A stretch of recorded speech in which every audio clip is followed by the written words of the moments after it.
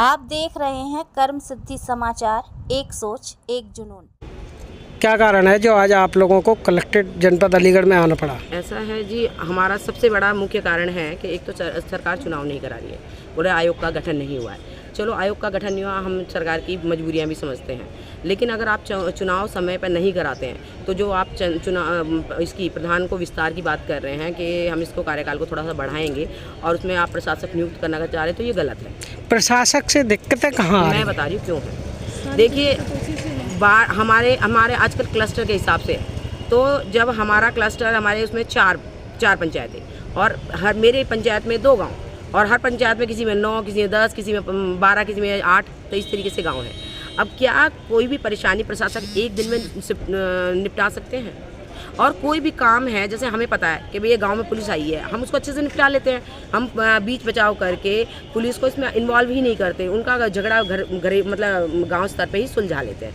अब जब प्रशासक नियुक्त होगा तो आएगा नहीं, तो गांव में फिर लोग कहाँ जाएंगे? थाने में भीड़ बढ़ेगी तो अराजकता फैलेगी, महिलाओं के साथ अत्याचार होगा, दंगे भड़केंगे। तो अभी तो क्या है, प्रधान अपने स्तर पे इन सब चीज़ों को निपटा रहे हैं, लेकिन उस समय क्या होगा जब प्रशासनिक अधिकारी को नियुक्त किया जाएगा, क्या वो हर गांव में जाके शॉर्ट आउट कर देगा फाइट, मतलब जो भी घरेलू झगड़े हैं या आपसी विवाद होते हैं? प्रधान का क्या है कि देखिए, जितने प्रधान के अपोजिट होते हैं वो उनके पक्ष में भी होते हैं, तो कुछ क्या होता है, सामंजस्य बना के हम गाँव का विकास करते रहते हैं। मैंने हमेशा ये कहा कि पुलिस के पास बाद में जाना, पहले मेरे पास आना, क्योंकि सारी जिम्मेदारी मेरी है। अगर मैं आपको संतुष्ट नहीं कर पाती हूँ, दैट मीन्स फिर आप जा सकते हैं पुलिस के पास। लेकिन ये अगर सरकार हमारे साथ ऐसा करती है तो सरकार की ही मजबूरियाँ मतलब परेशानियाँ बढ़ेंगी, और इससे ज़्यादा हम कुछ नहीं बोल सकते हैं।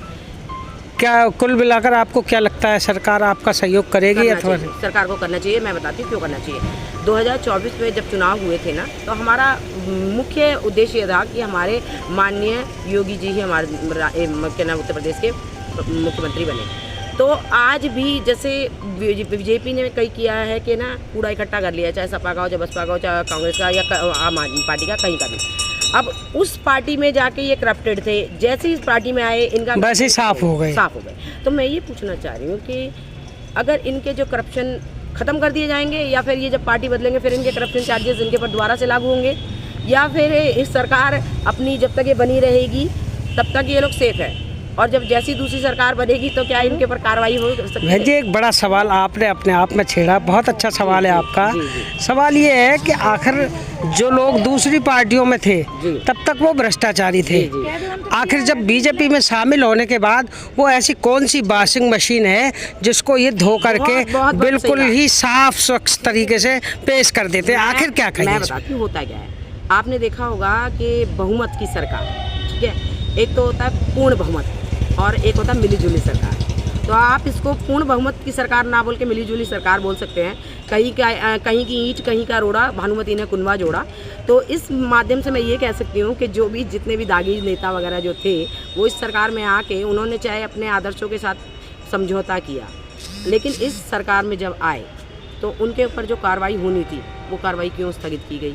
मैं ये पूछना चाहती हूँ उन लोगों से या उन नेताओं से कि क्या आप इतने गिर गए कि अपनी पार्टी के साथ आपने धोखा करके बीजेपी में चले गए? चलो हम मानते हैं बीजेपी अच्छी पार्टी है, लेकिन क्या गारंटी है कि तुम इसको धोखा देकर दूसरी पार्टी में नहीं जाओगे? आप बताइए। तो ये तो एक तरीके से दोगलापन है, और नेताओं का भी और जनता की आंखों में धूल झोंकने का कार्य कर रहे हैं कि हम देखो बीजेपी में हैं, हम साफ धुल गए हैं। काफ़ी सारे मैंने केसेस देखे हैं, हाईवे पे जो केसेस चले हैं, और एक मैं फाइल का जिक्र नहीं करूंगी क्योंकि आजकल इसके बारे में हो हल्ला है, लेकिन देखिए इसमें भी ना, मैं बता रही हूँ, इतनी बड़ी पॉलिटिकल पार्टी है, ठीक है, कोई भी इंसान चाहेगा कि मेरे बारे में कोई भी राज बाहर आए? तो ये तो ऐसा लग रहा है जैसे जानबूझ के किया गया कि हाईलाइट हो गया। भारतीय जनता पार्टी के पास ऐसी कौन सी छड़ी है जो दूसरी पार्टियों के नेताओं को अपने में शामिल करने के लिए मजबूर होना पड़ता है, और विपक्ष का नेता मजबूरन बीजेपी का सहारा ले लेता है? मैं बताती क्यों। अब भाई उन्होंने जो क्राइम किए हैं, अब वो ये बोलते हैं अगर या तो मेरा साथ दे, नहीं तो तेरे पोल खोलूँ। वही वाली एम्स्टीन, मतलब क्या नाम है, जेफरी एम्स्टीन वाली फाइल है। उनने देशों के ऊपर जो करा है कि भैया या तो हमारा साथ दो हमें क्या नाम है पावर दो, नहीं तो हम तुम्हारे साथ वही हाल करेंगे जो और देशों के साथ। कुल मिलाकर मैं आपको बताऊं, अभी राघव चड्ढा जी थे जो आम आदमी पार्टी में थे, देते थे लेकिन अब आज वो बीजेपी में शामिल हो गए हैं, सुनने में ये आया है। क्या ये बात सच है? देखिए, ये बहुत बड़े स्तर का मुद्दा है। हम जैसे छोटे प्रधान इसके बारे में अगर जिप लगा लें तो ज़्यादा बेटर होगा। वैसे आजकल अभिव्यक्ति की आज़ादी है और हर इंसान को बोलने का अधिकार है कि आप जो सोचते हैं उसे बोलिए, क्योंकि देखिए ये निरंकुश शासन नहीं है, ये लोकतांत्रिक सरकार है और लोकतांत्रिक में अभिव्यक्ति की आज़ादी को ही सर्वप्रथम आगे बढ़ाया गया है कि आपके अंदर जो है, नहीं तो किसी अंदर इस बीजेपी सरकार में ही आज नेताओं को गाली दे लेते हैं, प्रधानमंत्री को गाली दे देते हैं, सबको गाली दे रहे हैं। क्या किसी और सरकार में ऐसा पॉसिबल था? अगर इंदिरा गांधी के राज में अगर आपने देखा होगा, जब इंदिरा गांधी को किसी बच्चे ने सिर्फ काला झंडा दिखाया था और उसका पता ही नहीं चला वो गया कहाँ। कुल मिलाकर मैं ये भी कहना चाहूँगा, जिस तरह से कुछ दिनों पहले आम आदमी पार्टी पूर्ण तरीके से जेलों की सलाखों में रह रही थी, लेकिन न्यायाधीश की जो जांच हुई उसमें आम आदमी पार्टी को बाइज्जत बरी कर दिया गया। क्या ये आप कहने में असमर्थ हैं कि भारतीय जनता पार्टी के पास एक हथियार है, क्योंकि सत्ता और सरकार में पूर्णतः समर्थन है, इनका पूर्ण बहुमत के साथ हैं, इसलिए ये विपक्षियों को ईडी की धमकी दे करके ये अपने में शामिल कर लेते हैं? बात कर रहे हो, अपनी सीढ़ियाँ दिखवा लो तो तुम सबसे ज़्यादा तो करप्टेड तुम ही लोग हो। मैं सच बता रही हूँ, बीजेपी को वोट करती हूँ, बीजेपी को पसंद करती हूँ सिर्फ योगी जी और मोदी जी की वजह से। लेकिन अगर ईडी और सीडी की बात आए ना तो सबसे ज़्यादा करप्शन जो है ना बीजेपी में हो रहा है। अगर ना चाहे तो महिलाओं के साथ देखिए, वो बोलते हैं एक दर्ज ना हो केस, वो एक अलग बात है। ये सही बात। नहीं तो देखिए, मैं खुद महिला प्रधान हूँ, मेरे साथ भी पिछले 2024 में और 25 में मेरे साथ भी हो चुका है। मेरे घर में चोरी होती है और उसका आज तक कोई पता नहीं, लेकिन फिर भी मैं इसके लिए जिम्मेदार सरकार को नहीं देती हूँ, क्योंकि देखिए योगी जी नहीं आ रहे देखने के लिए, इसमें देख रहे हैं नेता और देख रहा है इसमें क्या नाम है नौकरशाही। तो नौकरशाही देखिए कभी नहीं चेंज होता है, इसमें नेता आती हैं, पार्टियाँ आती हैं, चली जाती हैं।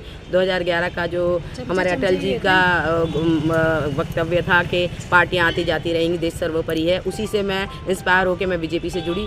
लेकिन अब ऐसा लग रहा है कि बीजेपी में भी वही हाल हो गया कि पहले पार्टी सबसे फर्स्ट है, बाकी नेशन बाद में। तो ये हमारे लिए पॉसिबल नहीं है कि हम पार्टी को फर्स्ट रख के और नेशन को बाद में करें। मेरे लिए देश सर्वोपरि है, चाहे उसके लिए मुझे अपनी जान भी देना पड़े, मैं उसके लिए आगे। एक बार अब अपना नाम और अपने। मेरा नाम प्रधान पुष्पा रानी, ग्राम पंचायत बलोट की मौजूदा प्रधान हूँ। Thank you so much.